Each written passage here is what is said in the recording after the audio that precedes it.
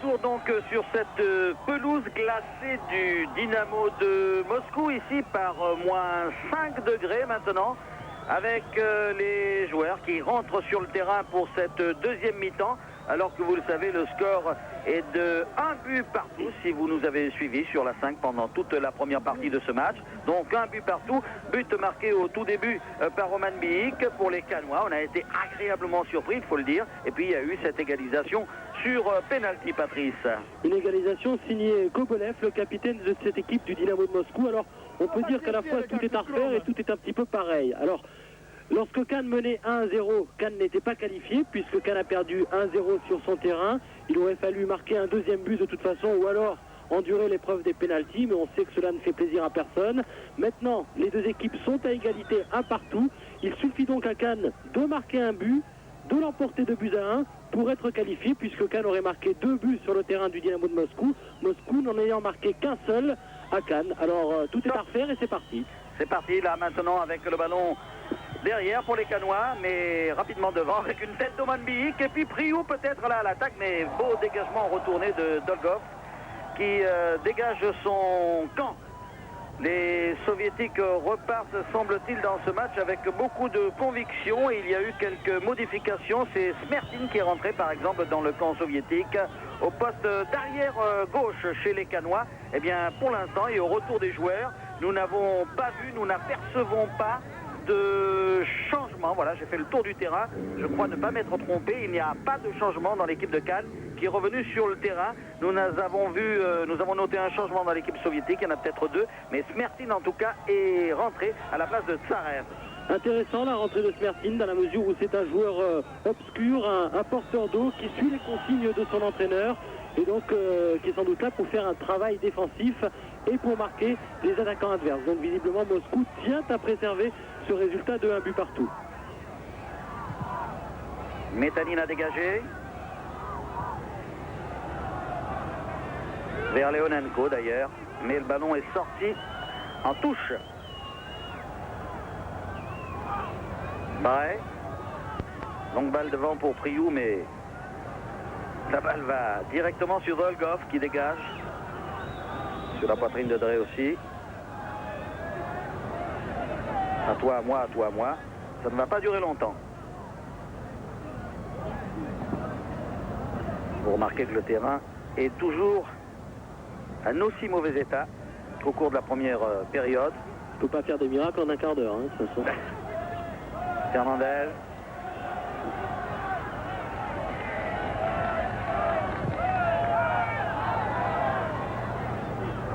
Peine donc en ce début de deuxième mi-temps et des chances intactes pour les Canois.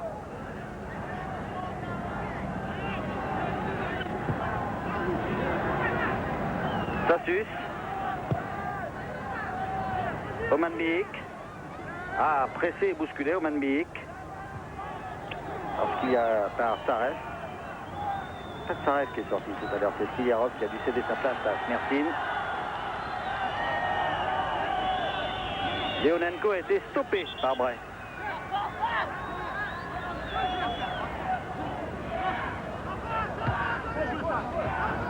Dusuy est très attentif. Smertin centre. Attention, il ne faut pas que ce ballon rebondisse, c'est dangereux. Serait aussi.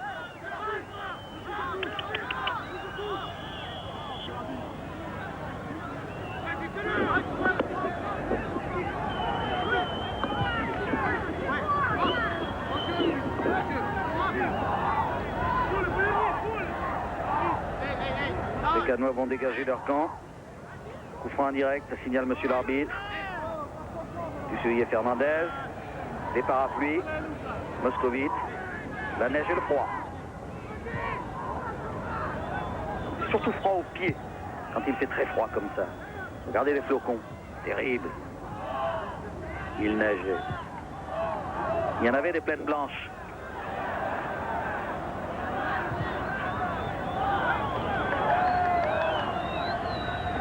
Sassus, Jean-Luc.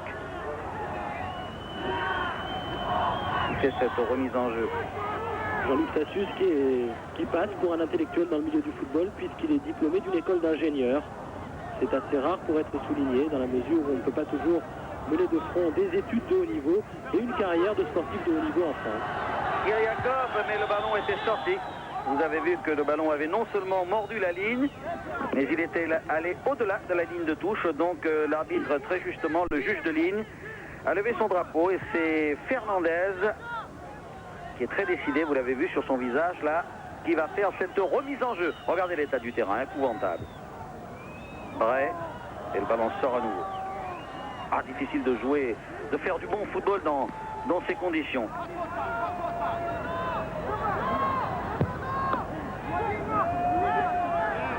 Mertin. Kyriakov, contré par Tassus.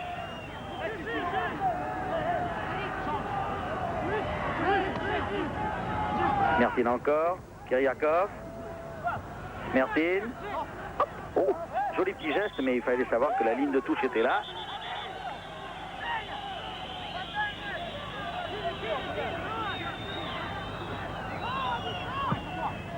Omanbik, Fernandez, qui essaie de remonter les ballons, Luis. Omanbik, mais vous avez vu ce ballon court d'Omanbik pour Tassus, hein. C'est difficile. Beau contrôle de Fernandez, vu les conditions. Oh, que ça sera difficile pour aller chercher ce ballon pour Jean-François Daniel. C'est Timoshenko qui le devance.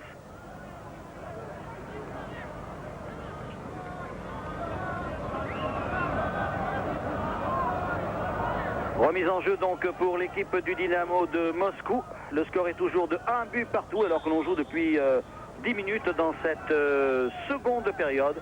Peut-être pas 10 minutes tout de même. Là, l'horloge du stade est en train de nous jouer quelques tours. Tchernikov. Long dégagement de Tchernikov et c'est finalement Jean-Luc Sassus qui reprend de la tête. Vrai. Daniel. Priou. Et Dolgov qui vient par derrière lui donner un petit coup dans les chevilles. L'arbitre l'a vu. Et c'est un coup franc. Smetanine est un peu inquiet. Attention. Oui, oui. Il avait le deuxième but au bout du pied. L'action continue. Attention. Il y a une faute là. Il n'y a pas de faute. Ah ben écoutez. Il y avait une faute sur Côte. Fernandez. Oui, Fernandez. Bien joué derrière. Daniel qui frappe du gauche. Il est contré. Ouais. Daniel. Ah, c'est un bon moment là pour l'équipe canoise. Rioux et le ballon est dévié en corner. Corner. Ah, là, ça fait plaisir. D'ailleurs, on voit que le banc canois est heureux. Primorac à droite. Le président, coiffé de sa chapka, Alain Pedretti, est satisfait aussi. On a bien cru qu'Omanbik allait pouvoir récupérer ce ballon au deuxième poteau. Et ainsi doubler la mise. Il n'avait qu'à ouvrir son pied, reprendre le ballon du plat du pied. Il ne l'a pas fait car je crois qu'il a été gêné effectivement par Zarev. Et gêné dans sa course à cause de l'état du terrain, on ne le dira jamais assez. Corner tiré. Oui. Attention à la reprise. Et dégagement en catastrophe de Leonenko, je crois. L'arbitre ayant préalablement sifflé une faute commise par un joueur canois.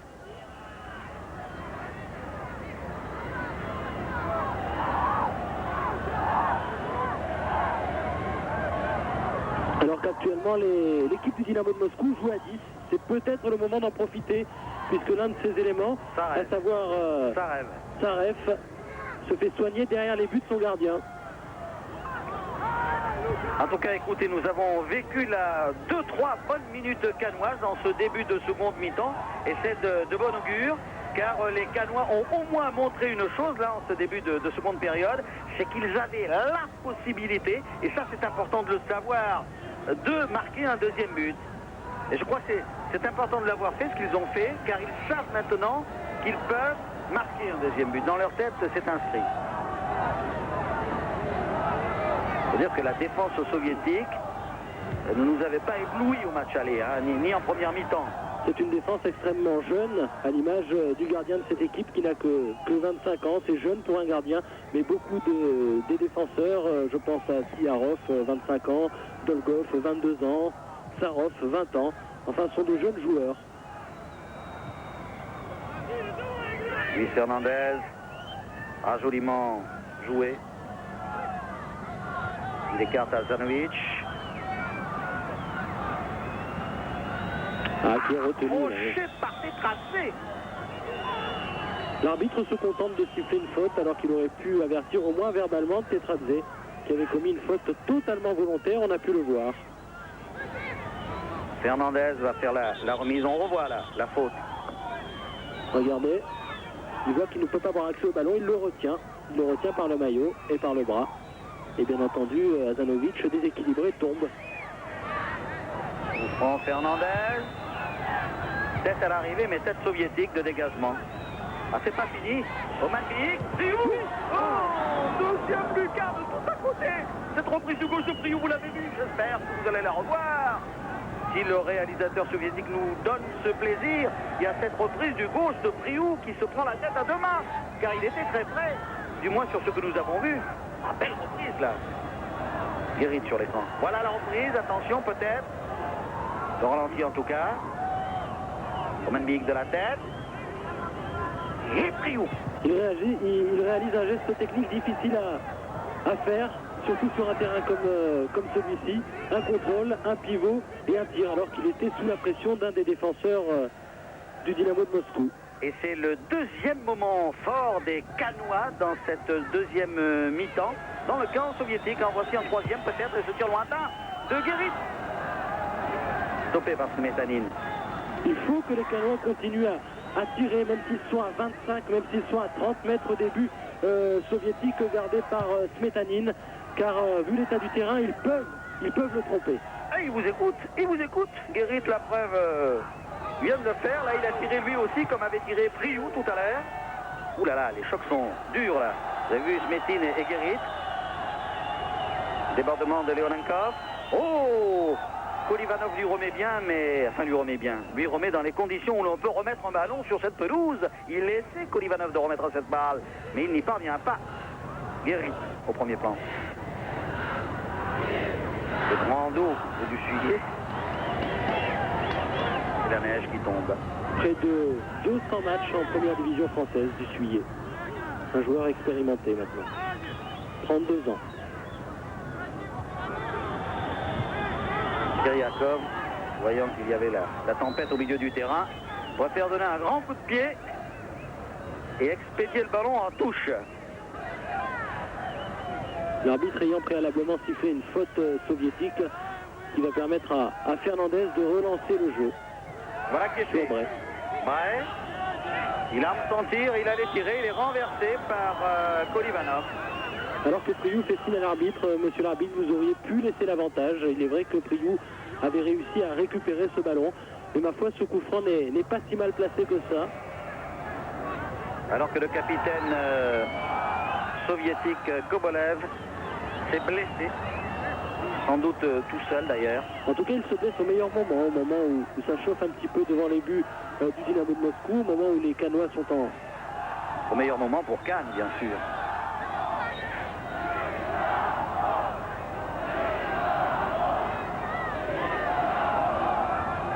C'est assez curieux parce que l'arbitre attend que les soigneurs quittent le terrain. Il aimerait bien faire tirer ce coup franc. Il va donc vers les soigneurs et va leur dire: messieurs, où vous sortez du terrain? En tout cas, vous sortez du terrain avec ou sans le joueur, mais vous sortez du terrain parce que le jeu doit se poursuivre et doit continuer. Et comme par hasard, Kobolev se relève. Il est en pleine forme. Les soigneurs peuvent sortir. On vous rappelle le score. 1-1 entre le Dynamo de Moscou et l'AS Cannes. Le coup franc, c'est Azanovic qui va le tirer. Le mur soviétique se recule. C'est un coup franc direct puisque l'arbitre ne lève pas son bras. Donc Alyosha Azanovic va tenter le coup. C'est le moment pour lui de justifier son transfert. 10 millions de francs de Metz à Cannes. C'est parti. Et Smetanin s'est couché sur le ballon. Sur sa gauche.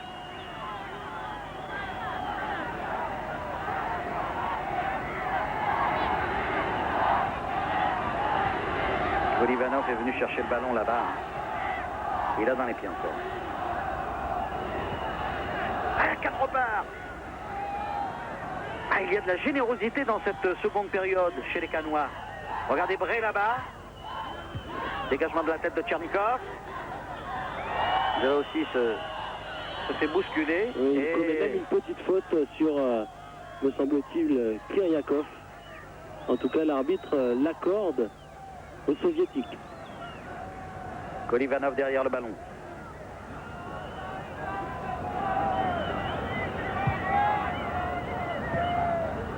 Kiryakov, le diable. Coincé entre trois canois, il a perdu le ballon, évidemment. Oui.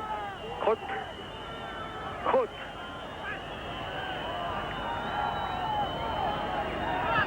Et il n'a pas d'aide, là. Guérit. Hazanovic. Timoshenko devant lui. Daniel. Ah oui, long centre de Daniel. C'est bon, Manbik aurait peut-être dû laisser passer derrière lui, il y avait Koch. Mais enfin, c'était encore une bonne possibilité pour les Canois. Je ne vais pas dire une occasion, car il n'y a pas eu occasion de but, mais une bonne possibilité, Patrice. Hein. Oui, mais simplement la balle a un petit peu fusé sur la tête de Manbik. Je me demande même s'il a pu la toucher. On joue depuis 15 minutes, un quart d'heure, dans cette seconde mi-temps. Et les deux équipes sont toujours à égalité. Un but partout coup franc pour les Canois. Là-bas, de l'autre côté de la tribune officielle. Luis Fernandez, Hazanovic, Chandel.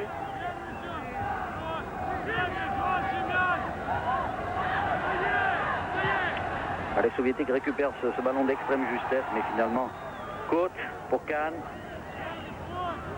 Rattrape la balle, Dussuyé, réussi. Manbik. Bartriou n'avait pas compris l'action d'Omanbik. Il était parti dans l'autre sens, de l'autre côté. En tout cas, il est clair que depuis le début de cette deuxième mi-temps, les Canois n'arrivent pas à créer le surnombre devant.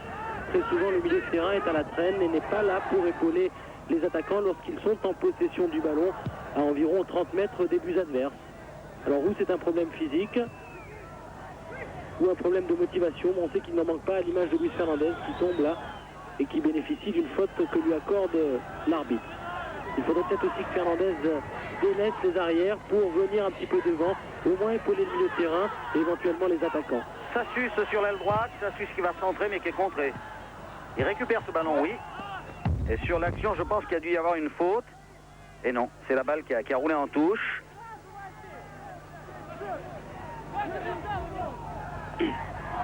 Et les Canois ne vont pas en bénéficier, sauf si l'arbitre en décide autrement. En tout cas, le juge de ligne, lui, a indiqué que le ballon était soviétique, enfin russe maintenant. D'autant qu'il s'agit de Moscou.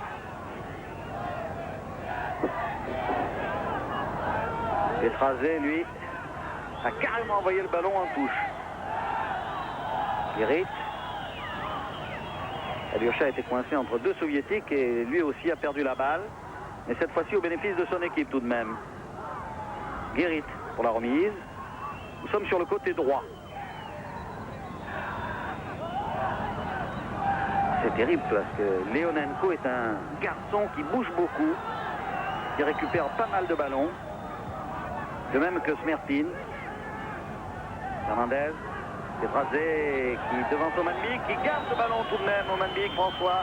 Oui, pour Priou, qui contrôle. Là, il y a tension là dans la surface de réparation. Guérit. Centre deuxième poteau. Ce sera trop. Ah oui, oui. De toute manière, il y avait une faute. Dommage, dommage. Il y avait une faute une faute sans doute d'Azanovic. Et Luis Fernandez va avoir l'arbitre pour le calmer. Il a peur que l'arbitre nous donne un avertissement à Zanovic qui a déjà écopé d'un carton jaune au cours de la première mi-temps.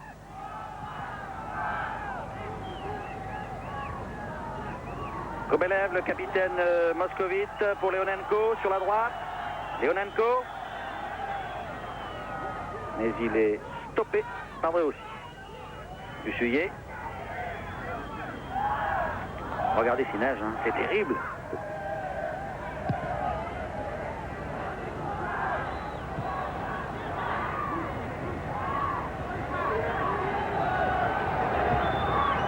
Kiryakov.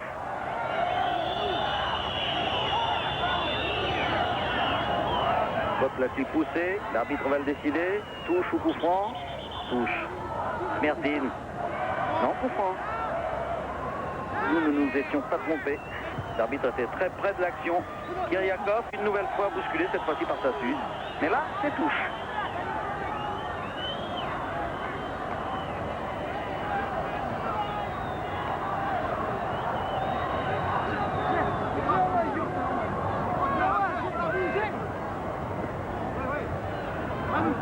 Ah, on n'en sort pas de ce point gauche de l'attaque soviétique. C'est de la charcuterie fine, on essaie de jouer des petits ballons, des petites passes, mais c'est extrêmement difficile, d'autant qu'on est marqué de près. Et de saucissonner le jeu. Attention, une balle qui sort pour les Français. Oh, il a été complètement... Ah, ce supporter qui nous... Brandit Priou a été complètement projeté avec un supporter du Dynamo qui est bien gentil, mais qui nous brandit son drapeau sous le nez, qui bouge complètement le devant de la cabine, là, monsieur. Voilà.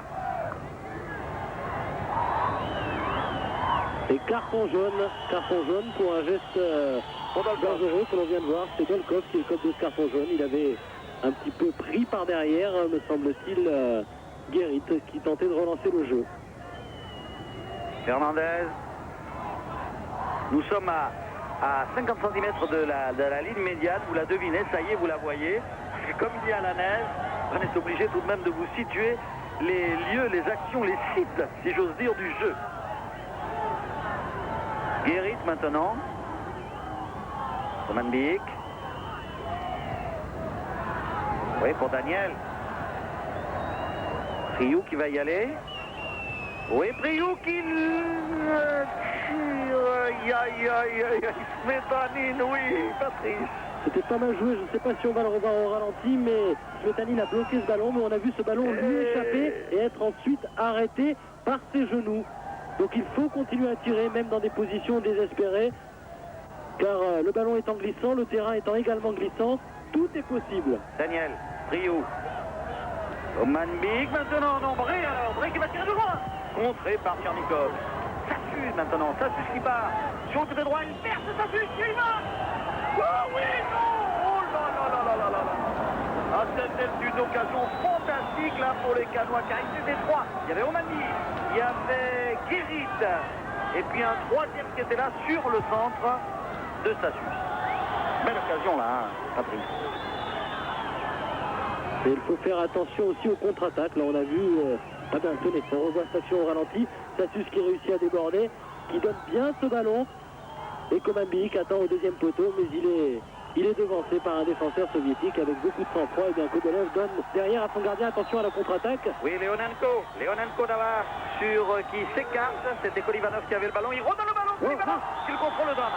L'arbitre n'a rien vu, si, tout de même. Il y a une main que l'arbitre a vue. Oui, il a contrôlé le ballon de la main gauche très nettement. Kolivanov qui va retourner demain à Foggia, car le championnat soviétique, on vous l'a dit tout à l'heure, est terminé. Il peut carrément aller maintenant s'installer en Italie, Kolivanov. Et y rejoindre l'un de ses compatriotes, à savoir Chalimov, qui joue au Spartak contre l'Olympique de Marseille la saison dernière. Et qui maintenant fait les beaux jours de Foggia en Italie. Daniel Fernandez. Il y va, Fernandez, il est stoppé. L'arbitre ne dit rien. Attention. Kobolev.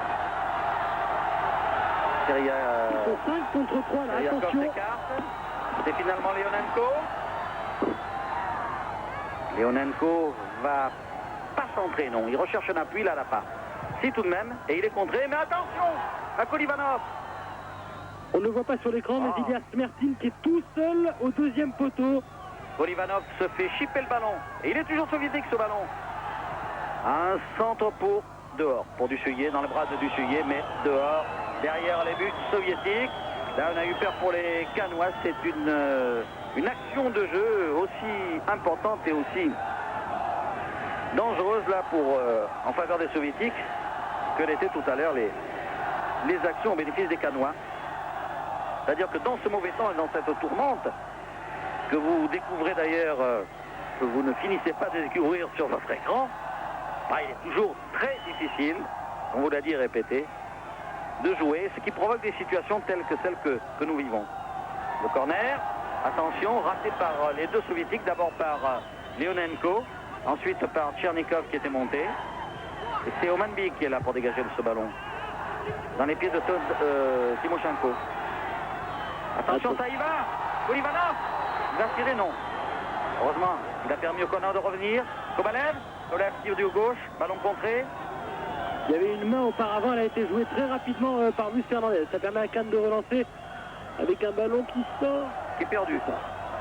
Guérit n'a pas été assez rapide, ou plutôt le ballon était lui trop rapide. Touche effectuée par Smertin. Pour Kiriakov, mais faute de Sassus, qui a poussé dans le dos. Kiriakov, c'est du moins ce qu'indique l'arbitre. Regardez, les gradins sont tout à fait vides là-bas, sur le côté nord de ce stade. C'est normal parce que les gens sont allés se mettre à l'abri et se grouper sous les tribunes centrales. Il y a aussi, Eugène, d'autres explications. On sait que le football soviétique, enfin les soviétiques sont frappés de plein fouet par la crise. Ce qui fait qu'en 88, il y avait 30 000 spectateurs par match, 18 000 en 89, 16 000 en 90 et 11 500 en 91. Donc c'est la désaffection totale dans les stades soviétiques. Kovalev, Timoshenko, Kolivanov. Kolivanov devancé par Luis Fernandez. Joliment d'ailleurs. Attention, on relance dans l'axe, c'est extrêmement dangereux. Regardez, les soviétiques récupèrent le ballon. Mais pas pour longtemps car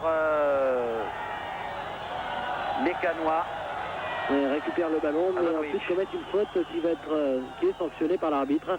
Il faut faire attention aux relances à la main. En général, elle s'effectue sur le côté droit ou côté gauche. Dans ce cas précis, elle a été effectuée dans l'axe. On a vu les Canois se faire subtiliser le ballon par les soviétiques.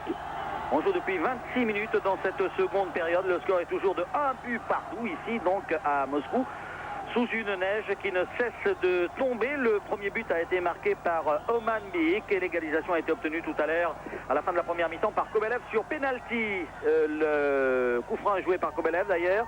Timoshenko maintenant qui tire du gauche. Le ballon est contré, mais attention, le deuxième soviétique, non. Là, Leonenko a failli marquer le deuxième but. Vous l'avez vu de la tête, Leonenko, en reprenant ce ballon.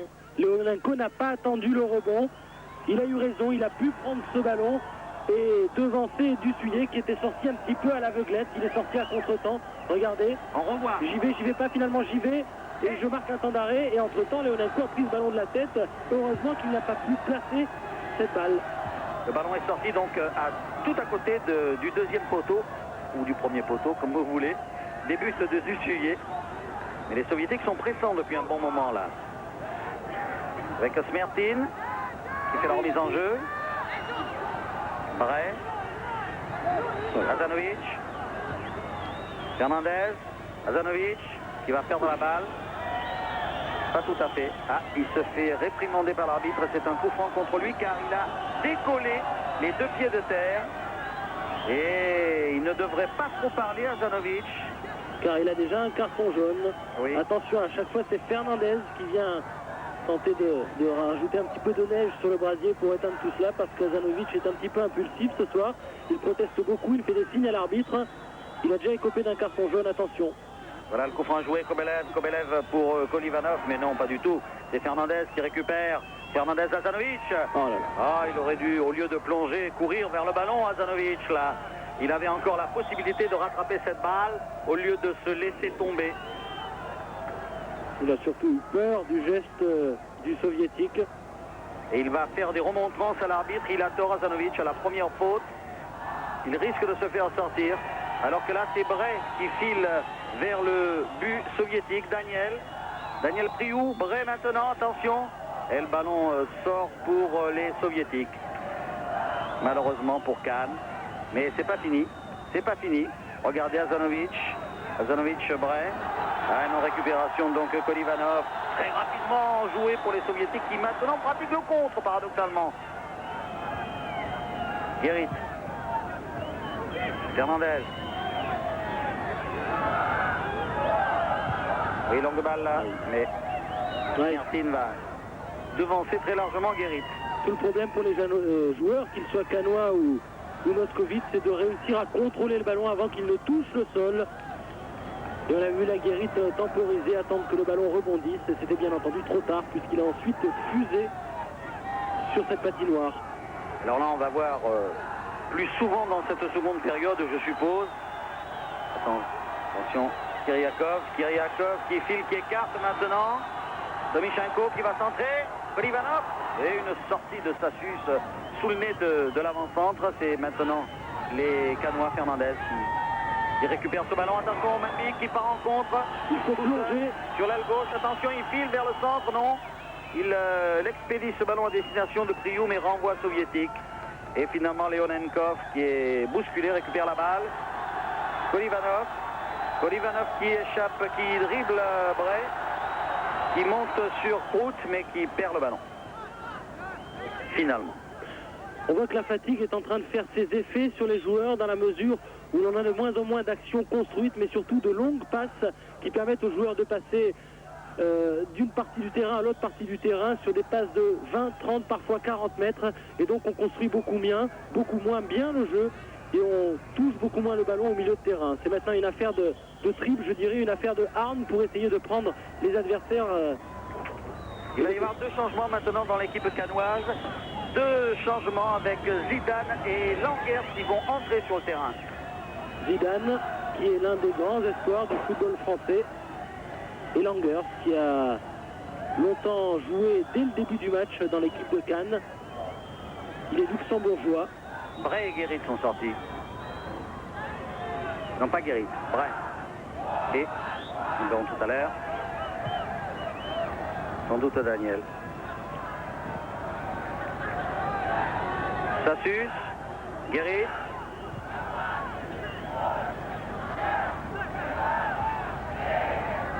Leonenko. Et coup franc contre les Français sur Leonenko, une faute. Dazanovic qui proteste encore une fois. Vous le voyez revenir en compagnie de Guérit qui s'écrase la tête et qui se dit comment allons-nous pouvoir passer cette défense soviétique. Et on va sûrement voir plonger plus souvent cette fin de partie Guérit sur le côté droit pour essayer de centrer, mais ça sera de plus en plus difficile. Smerdine. Dazanovic.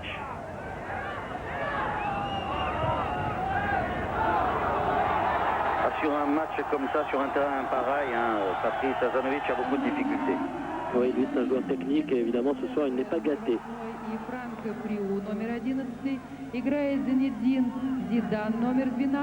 Attention à Kolivanov. Kobelev. Ah oui, bonne balle là, mais renvoyée par Fernandez. Dazanovic. Projeté par derrière. L'arbitre laisse l'avantage. Langers. Latéralement.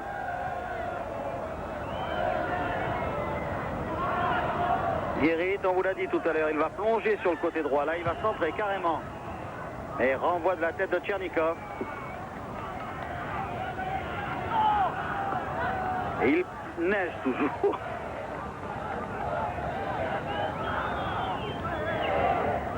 En attendant, les intentions de Borut Nimorak, l'entraîneur de Cannes, sont claires, puisque Langers et Zidane, qui viennent de rentrer sur le terrain, sont 2 joueurs à vocation offensive. Et sur les 2 joueurs qui sont... Attention à Kolivanov. Kiriakov maintenant sur le côté gauche. Mais Dussuyer capte bien ce ballon. Oui, je reprends le coup de ce que je disais, les 2 joueurs qui sont sortis, à savoir Bray et Priou. Priou est un attaquant, mais Bray est plutôt un milieu de terrain. Donc les intentions sont claires, c'est attaque à tout va et il faut absolument marquer un but. Langers peut-être. Ça va, ils ont 25 minutes là à peu près les Canois. Hein, pour peut-être un petit peu moins. Il faut vous dire que le tableau d'affichage est un petit peu défaillant ici à Moscou. Il clignote de temps en temps. De temps en temps, les chiffres et les lettres disparaissent. Ce sont les effets de la perestroïka, nous a dit le chef technicien qui nous accompagne là. Avec beaucoup d'humour.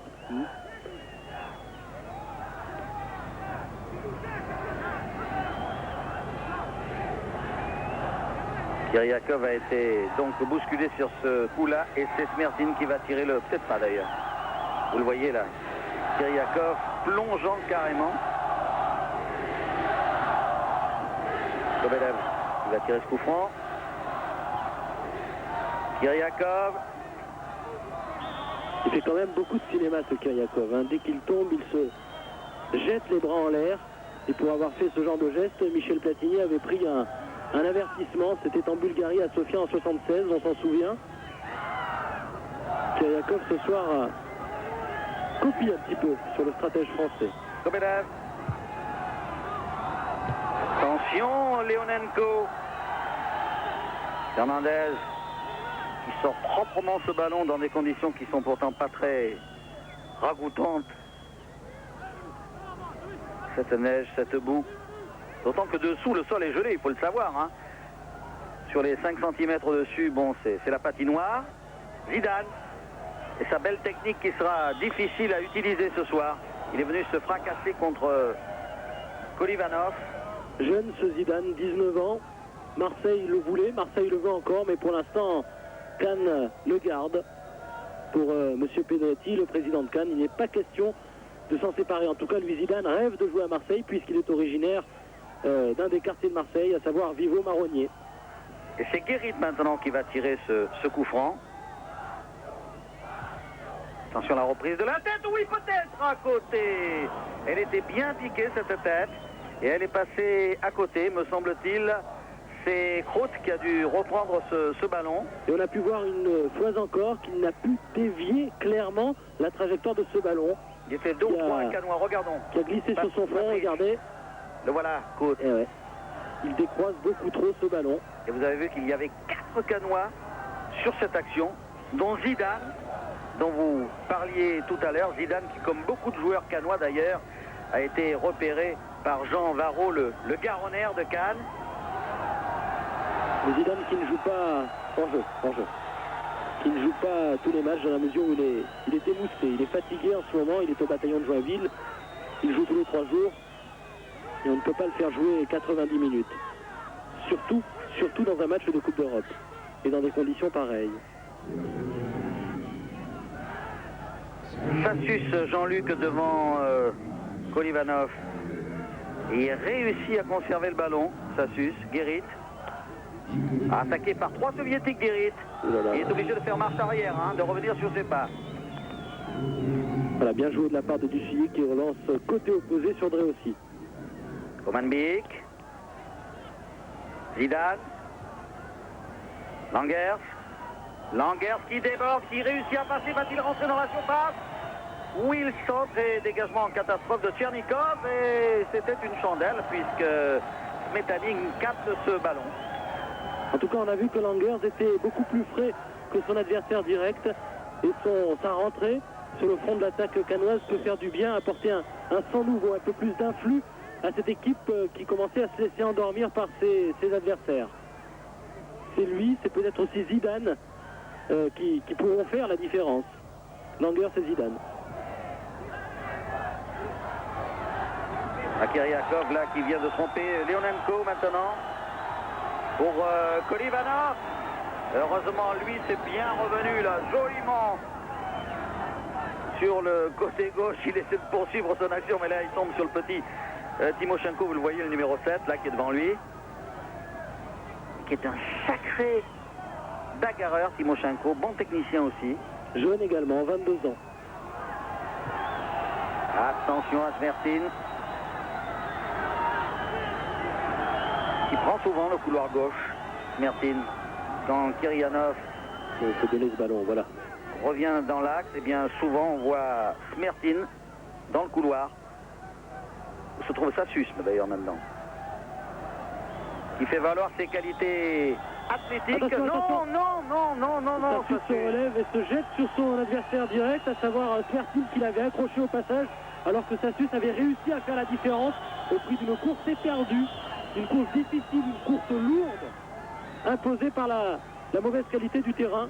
Ah, il était furieux, il est revenu carrément pour lui donner un coup de poing, et fort heureusement les Canois sont arrivés pour le calmer. Et l'arbitre vient à la rescousse de Sassus, il appelle Smertin pour l'avertir. Alors que vous venez de voir Priou et Bray sur le banc, un mitouflé. Priou et Bray.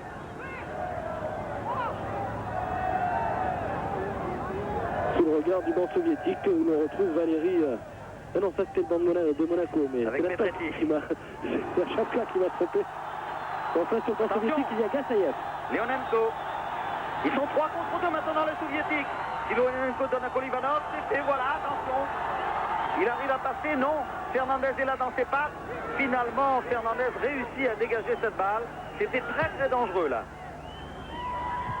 Les soviétiques repartent maintenant encore une fois par Kobelev.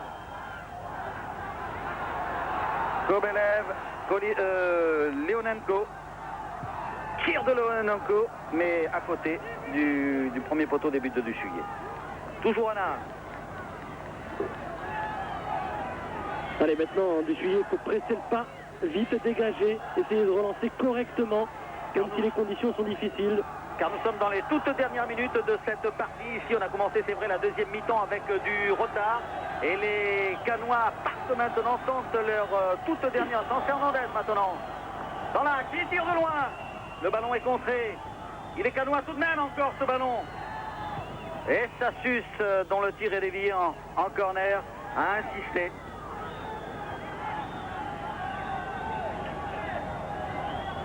Et donc c'est un corner en faveur de Cannes.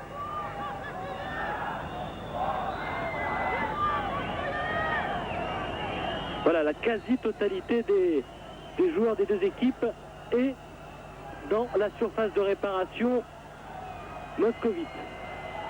Toutes d'ailleurs, toutes les équipiers sauf Duchuyer et un autre Canois qui est côte. Le ballon est ressorti. C'est une touche pour Cannes, bien entendu. Daniel.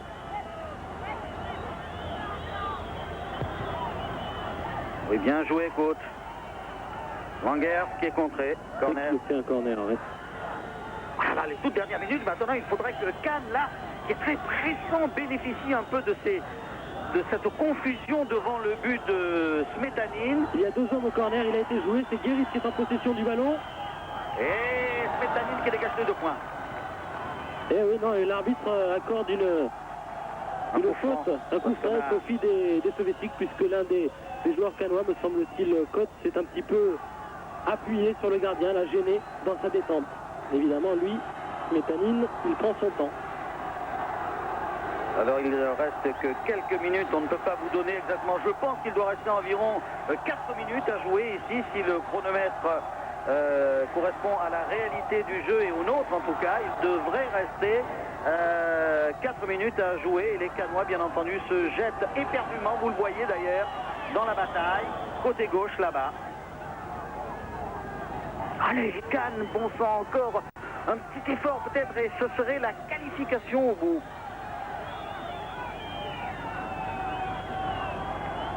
Alors que les soviétiques demandent un changement, ils veulent casser le jeu dans les toutes dernières minutes.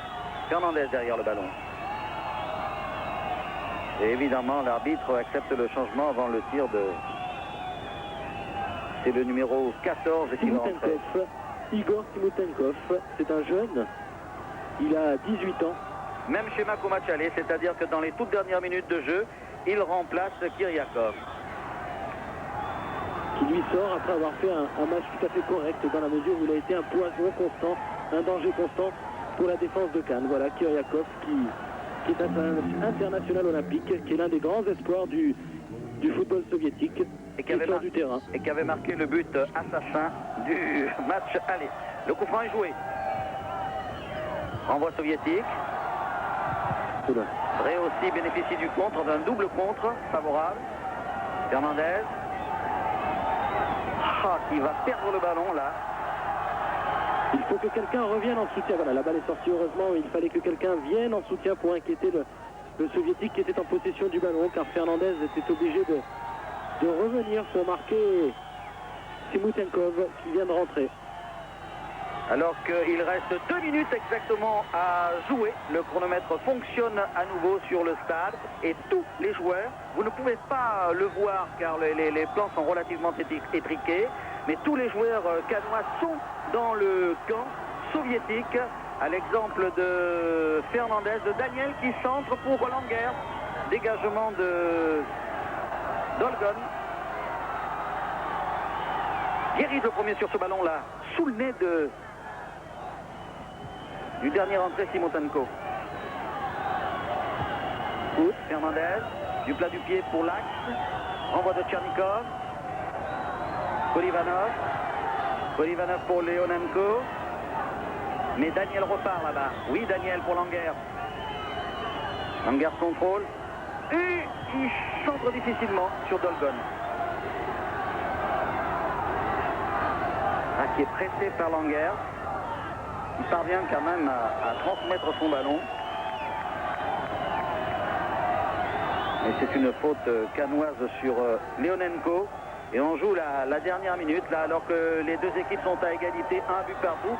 Et comme les Soviétiques ont gagné le match aller, eh bien, très probablement, Cannes va être éliminé donc au deuxième tour de cette Coupe d'Europe. Dommage, car ce soir à Moscou, alors qu'on ne s'y attendait pas, Patrice, eh bien, on pouvait avoir la bonne surprise. C'était bien parti avec ce but d'Oman Biyik. Ça s'est un petit peu plus mal terminé avec le pénalty sifflé pour les Soviétiques et marqué par Kobolev. Là encore, les Canois contrés aux abords de la surface de réparation. Et Tetradze repart, mais contre Canois, Zidane. Fernandez. Il entre dans l'axe peut-être. Non, il veut passer tout seul. Un coup franc intéressant. Oui. Coup franc intéressant sifflé par l'arbitre au profit des Canois. Alors maintenant, je crois que c'est tout ou rien. Hein. La toute dernière chance, c'est-à-dire un coup de pied. Si ce coup franc est un coup franc direct, il n'y a pas de raison qu'il en soit autrement. Il va être tiré à la limite de la surface de réparation par Hazanovic. Et comme celui-ci a un bon coup de pied, vous le savez, ça peut faire la décision. On ne sait jamais à la toute dernière minute, car je vous assure, il reste une poignée de secondes. Alors bien entendu, l'arbitre décompte les arrêts de jeu. Mais vous voyez, le mur se met en place, le mur soviétique. Regardez comme il neige, c'est fou. Mais la neige ne tient pas, hein, tout de même. C'est un manteau éphémère qui disparaît au bout de quelques minutes, puisqu'il ne fait pas trop froid. Façon de parler. Ah, oui. Alors, moins 4 tout de même. Hazanovic est en bonne position. Le mur s'est bien reculé, discipliné.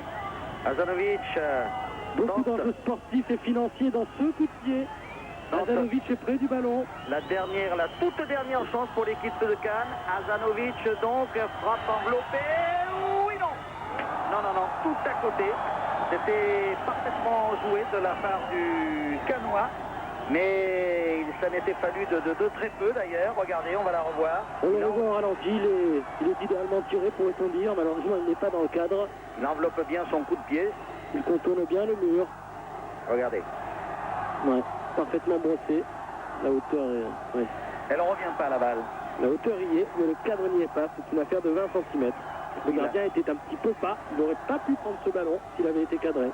La balle était peut-être un poil insuffisamment brossée. Et c'est fini. La fin donc de ce match qui voit l'élimination de cette équipe de Cannes. Une équipe de Cannes courageuse, c'est vrai, qui sort sous la neige et dans la tempête. Vous voyez le public qui va quitter très vite le stade.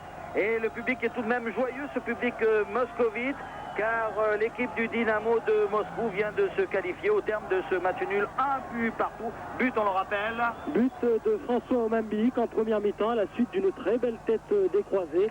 Et ensuite, but peu avant la fin de la première mi-temps, marqué par Kobolev sur pénalty. Donc Cannes est éliminé, un partout. Il s'en est fallu de peu, mais ils nous ont réconcilié un petit peu avec leur football dans la mesure où ils nous avaient un petit peu déçus il y a 2 semaines. Ici, ils ont été à deux doigts de créer la surprise, Eugène. Et ils ont pris à plusieurs reprises de belles responsabilités, très sympathiques, car en s'engageant sur le plan offensif, on en était très heureux. Il s'en est fallu, vous l'avez dit, de très peu, et même sur ce coup franc final d'Hazanovic. Patrice Ramden, Eugène Sacomano, on espère vous revoir un de ce soir sur la 5 pour un beau match de football. Sans aucun doute, une seule précision, le journal de la nuit, dans quelques instants, il nous sera présenté par Jeff Wittenberg.